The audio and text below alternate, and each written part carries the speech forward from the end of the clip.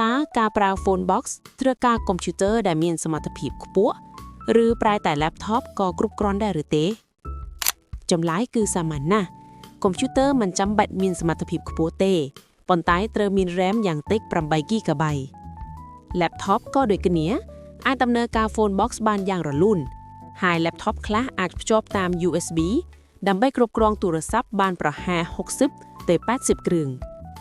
phone box ដែលយើងចែកចាយក៏អាចភ្ជាប់តាម LAN បានផងដែរដែលធ្វើឲ្យការប្រើប្រាស់មានស្ថិរភាពនិងងាយស្រួលកត្តាសំខាន់បំផុតគឺ RAM ប្រសិនបើមាន RAM ត្រឹមតែ 4GB ប្រព័ន្ធនឹងយឺតខ្លាំងជាពិសេសពេលប្រើកម្មវិធី View Phone ដែលប្រើប្រាស់ RAM ច្រើនដូច្នេះ 8GB គឺជាអបបរមាហើយណែនាំឲ្យប្រើ 16GB ប្រសិនបើអាចធ្វើបានបើម៉ាស៊ីនបច្ចុប្បន្នរបស់អ្នកមានតែ 4GB RAM អ្នកអាចធ្វើការបន្ថែមទៅជា 8GB ឬ 16GB ដើម្បីដំណើរការបានរលូន